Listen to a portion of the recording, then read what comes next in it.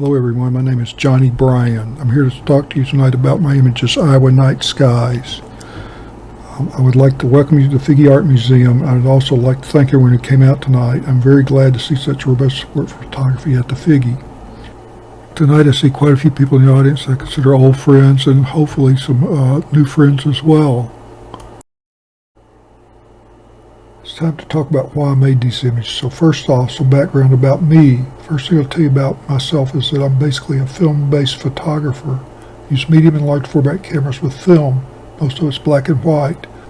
Images of the Iowa Night Sky series are very different than any images I've made before.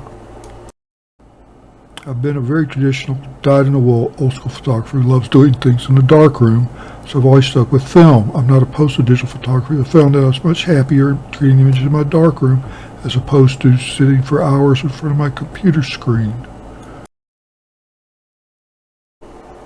In 2018, I was forced to stop working due to health reasons. I was quite ill in 2018 and 2019, but near 2020 I began to recover. So at the start of 2020, I had in mind a new project where I'd use one of my 4x5-inch large format view cameras. But then COVID arrived and my view camera project evaporated, so as 2020 progressed along, I became a bit lost as I did not have a new major project to fill my time.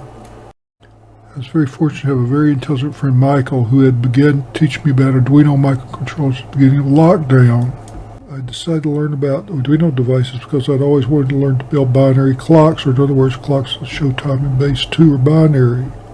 As a side note, I started work on a project to build the world's first microcontroller for the Shutter Crowd Graphic 4x5-inch large format view camera. This was done for one of my other projects, Project Overflight, where I photographed some of the many aircraft that overfly our property west of Iowa City. Early to mid 2020, I was not thinking of using the specially modified Crown Graphic to record star circles, but rather I wanted to use a black and white large format film to record passage of aircraft over our property. I made some test exposures with large format camera, and I felt confident that the fine grain emulsion would yield the strobes of the passing aircraft in a series of finely spaced dots etched in the silver of the negative. For the test exposures, I decided that the 4 hours was the maximum time for film-based exposure. Ready? This meant that I would need to rise after a few hours sleep to close the shutter. Why get up in the middle of the night when I can have a microcontroller do the work for me? With Michael's assistance, I designed and built the shutter controller for my Crown Graphic camera during 2020. While building the device, I had also begun to take thousands of digital images of the night sky. So in the end, I did use the device to record some images on the night sky on film, approximately 50 images recorded on 4x5-inch film.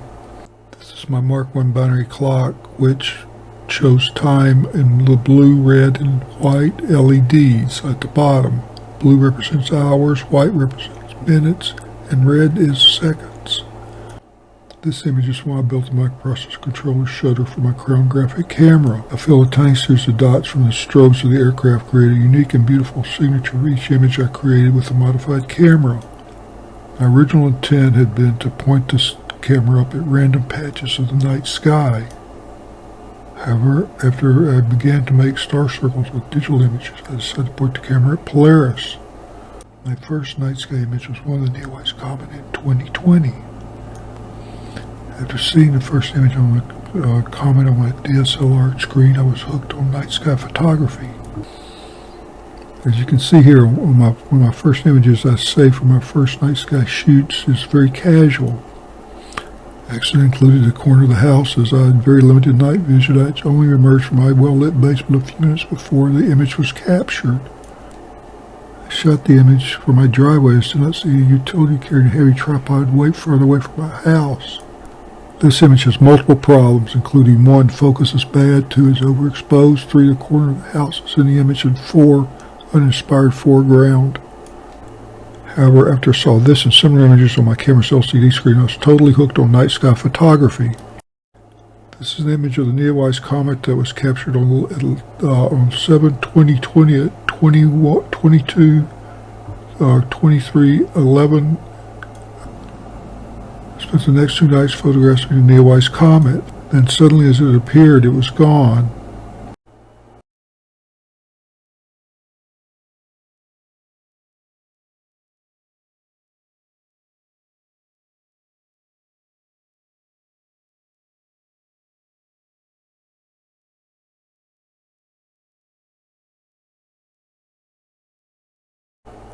Once I have the images for a star circle image, I can also use the images to create a time-lapse animation.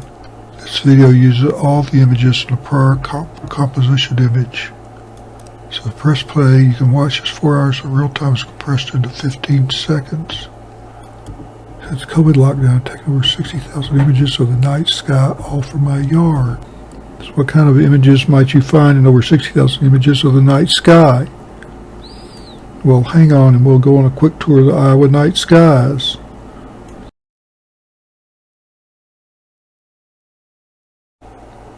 Meteor and Milky Way over the farm.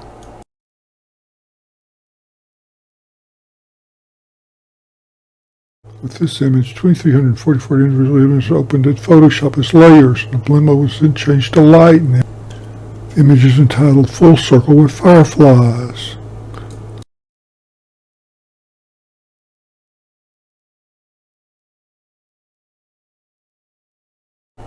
Meteors Milky Way over farm with hay bales.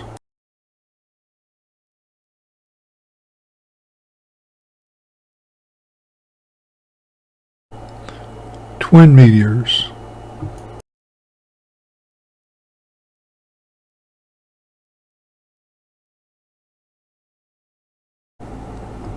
This is equipment I use to shoot night sky images.